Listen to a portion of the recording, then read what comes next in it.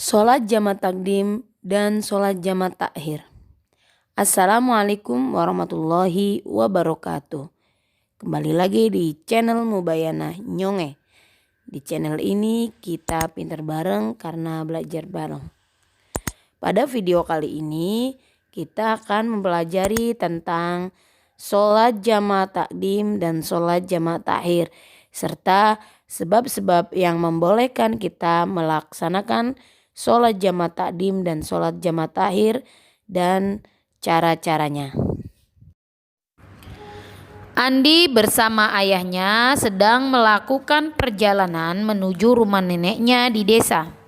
Dia menempuh perjalanan tersebut menggunakan transportasi umum karena kondisi jarak yang jauh. Ketika waktu zuhur tiba, Andi cemas dan bingung karena takut akan meninggalkan sholat fardu tersebut. Ayah yang mengetahuinya segera menjelaskan kepada Andi mengenai keringanan untuk sholat pada saat bepergian dengan ketentuan yang sudah ada.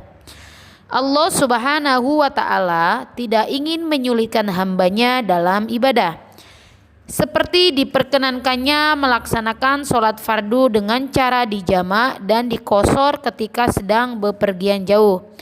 Akan tetapi perlu diingat bahwa hal tersebut hanya dapat dilakukan pada kondisi khusus seperti melakukan perjalanan jauh, sakit, dan hal-hal lain yang akan kita bahas pada pelajaran kali ini. Pernahkah kalian kebingungan untuk melaksanakan sholat saat perjalanan jauh? Tahukah kalian bahwa sholat bisa dijamak dan dikosor? Yuk cari tahu jawabannya.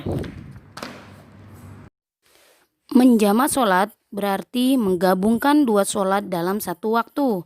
Misalnya menggabungkan sholat zuhur dengan sholat asar atau maghrib dengan isya. Tidak semua sholat boleh dijamak. Hanya sholat-sholat tertentu saja yang diperbolehkan untuk dijamak, yaitu sholat zuhur dan asar serta sholat maghrib dan isya. Kita tidak boleh menjamak sholat asar dengan sholat maghrib, sholat isya dengan subuh atau subuh dengan zuhur. Mengapa demikian? Karena hal itu tidak pernah dilakukan oleh Rasulullah Shallallahu Alaihi Wasallam.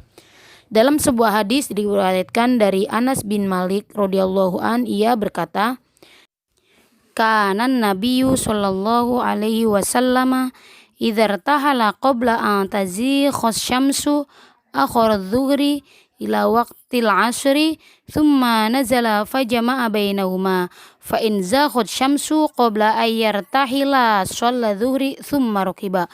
Rawahul Bukhari 1444 wa Muslim 1143.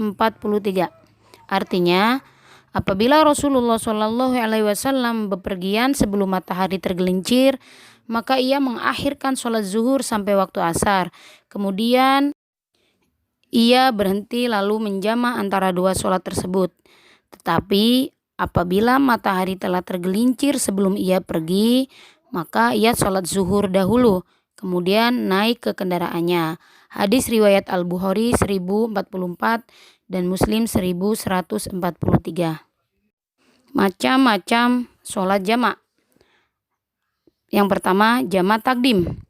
Jamak takdim adalah menggabungkan antara dua sholat seperti sholat zuhur dan asar dikerjakan pada waktu sholat zuhur, atau sholat maghrib dan isya dikerjakan pada waktu sholat maghrib. Jamak takdim memiliki 3 syarat, yaitu 1. Dimulai dengan sholat yang pertama, sholat zuhur atau maghrib. Yang kedua, berniat untuk menjamak sholat takdim. Dan yang ketiga, berurutan atau langsung antara dua sholat.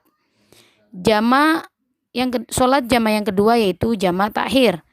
Jamak takhir adalah menggabungkan antara dua sholat seperti sholat zuhur dan asar pada waktu asar dikerjakan, atau sholat maghrib dan isya dikerjakan pada waktu isya.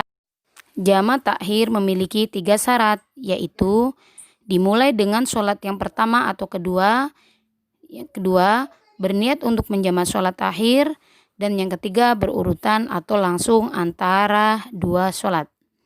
Sebab-sebab yang membolehkan sholat jamak. Pertama, safar. Orang yang melakukan perjalanan diperbolehkan untuk menjamak sholat, baik itu jamak takdim maupun jamak takhir. Dalam sebuah hadis diriwayatkan oleh Abdullah ibnu Abbas radhiyallahu an, ia berkata, "Kana Rasulullah sallallahu alaihi wasallam yajma'u baina sholati dzuhri wal asri idza kana ala dhuhri syairin wa yajma'u bainal maghribi wal isya." Muttafaq alaih. Rasulullah Shallallahu Alaihi Wasallam menjamak sholat zuhur dan asar jika sedang melakukan perjalanan dan menjamak sholat maghrib dengan isya. Hadis riwayat muttafaqun alaih. Yang kedua, sakit. Sakit merupakan salah satu sebab yang membolehkan kita untuk menjamak sholat. Akan tetapi, tidak semua sakit menjadi penyebab seseorang untuk menjamak sholatnya. Hanya sakit yang memang menyulitkan seseorang untuk sholat di setiap waktunya sejalah yang diperbolehkannya. Misalnya karena mengurangi energinya yang akan menghambat kesembuhannya atau mengakibatkan sakit yang lebih parah. Diriwayatkan dari Ibnu Abbas radhiyallahu an, ia berkata, "Jama'a Rasulullah sallallahu alaihi wasallam baina dzuhri wal asri wal maghribi wal isya bil madinati fi ghairi khaufin wala matorin kila libni Abbas wa ma aroda ila dhalik qala aroda alla yuhrija ummatahu." Rawahu Muslim 1151. Rasulullah Shallallahu alaihi wasallam pernah menjamak sholat zuhur dan asar, maghrib dan isya di Madinah bukan disebabkan karena rasa takut ataupun hujan. Kemudian ditanyakan kepada Ibnu Abbas, untuk apa hal itu beliau lakukan? Beliau menjawab, agar umat Islam tidak merasa sulit karenanya. Hadis riwayat Muslim 1151. Yang membolehkan kita menjamak sholat yaitu yang berikutnya haji. Hal itu sebagaimana disebutkan dalam hadis berikut. Bismillahirrahmanirrahim. Anna Rasulullah sallallahu alaihi wasallam jama'a fi hajjatil wada'il maghriba wal isya bil Musdalifah. Rawahul Bukhari 1562. Bahwa Rasulullah Shallallahu Alaihi Wasallam menjamak sholat maghrib dan isya di Musdalifah saat beliau melaksanakan haji wada. Hadis riwayat Bukhari 1562. Selanjutnya yaitu ketika hujan. Menjamak sholat karena hujan turun disebut jamak mathor.